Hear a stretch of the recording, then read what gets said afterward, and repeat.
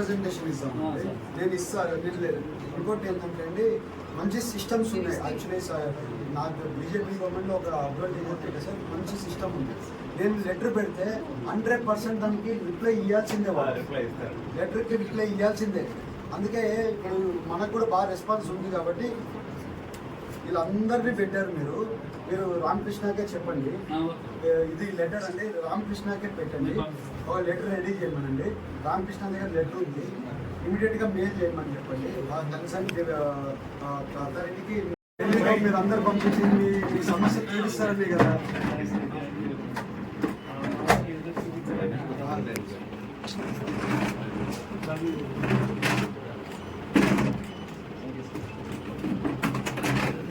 అందరికీ నమస్కారం. ప్రెస్ మిత్రులకి, అలాగే ఇవాళ పామ్ ఆయిల్ రైతులు, అలాగే టొబాకో రైతులు, అలాగే వరి రైతులు, వీళ్ళందరి సమస్యల గురించి ప్రతిరోజు మాట్లాడము. పోయినసారి ఆగస్ట్ హౌస్ జరగక ముందు వీళ్ళందరితో మీటింగ్ పెట్టడం జరిగింది. వాళ్ళకందరికీ కూడా భరోసా ఇవ్వడం జరిగింది. వాళ్ళకి గిట్టుబాటు ధర రావడానికి మా ప్రయత్నాలు ఖచ్చితంగా చేస్తామని వాళ్ళకి చెప్పడం జరిగింది. అదే రకంగా టొబాకో రైతులు అడిగిన సమస్యలకన్నీ కూడా వాళ్ళకి గెజెట్ నోటిఫికేషన్ ఇవన్నీ కూడా క్లారిటీగా అప్పుడే గెజెట్ నోటిఫికేషన్ కూడా రిలీజ్ చేశాం. అలాగే పామ్ ఆయిల్ రైతులు కూడా ఎప్పుడో నుంచి వాళ్ళకి గిట్టుబాటు ధర రావట్లేదని ఎన్నోసార్లు నా దగ్గరికి వచ్చి వాళ్ళ రిప్రజెంటేషన్ అయినా వాళ్ళు మాట్లాడడం అనేది జరిగింది. ఇవాళ మనము పామ్ ఆయిల్కి సంబంధించి ఇంక్యుబేషన్ సెంటర్స్ పెట్టాలని చెప్పి అడగడం జరిగింది. ఆ ఇంక్యుబేషన్ సెంటర్స్ పెట్టడానికి మినిస్టర్ గారు కూడా పాజిటివ్గా మాట్లాడడం జరిగింది. అలాగే ఇవాళ పామ్ ఆయిల్ రైతులకి మలేషియా నుంచి వచ్చే మెటీరియల్, అంటే ఫారిన్ మెటీరియల్ పామ్ ఆయిల్ వచ్చేది తక్కువ రేటుకి మెటీరియల్ కాస్ట్లో వస్తుంది. ఇవాళ 13,400 700 రూపాయలు ఇవాళ పామ్ ఆయిల్ రైతులకి రేట్ వస్తుంది. అది మలేషియా పండించే ఫార్మర్స్ పండించే ఆయిల్, అక్కడి నుంచి వచ్చే ఆయిల్ తక్కువ రేటుకి వస్తుంది.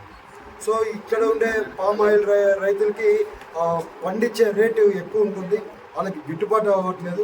దాని గురించి ఇంపోర్ట్ డ్యూటీ, పామ్ ఆయిల్ రైతుల మీద ఇంపోర్ట్ డ్యూటీ వేయాలని మేము అడగడం జరిగింది.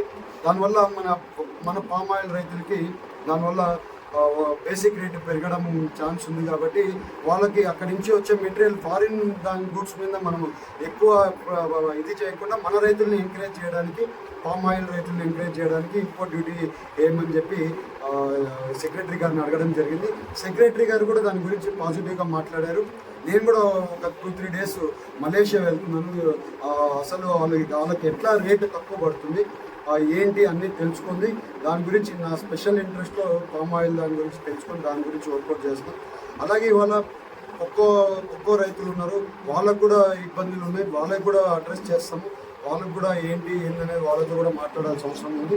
వాళ్ళకి కూడా వచ్చే రోజులతో వాళ్ళతో కూడా మాట్లాడి వాళ్ళకు కూడా ఇది చేస్తాం.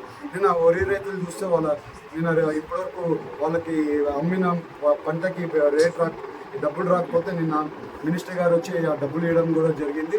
ఇవాళ ఇవన్నీ చూస్తే ఎప్పుడు కూడా NDA government, TDP government, Chandrababu Naidu గారు ఎప్పుడు కూడా రైతులకి అండగా ఉండే గవర్నమెంట్ ఏదో ఉందంటే టీడీపీ గవర్నమెంటే.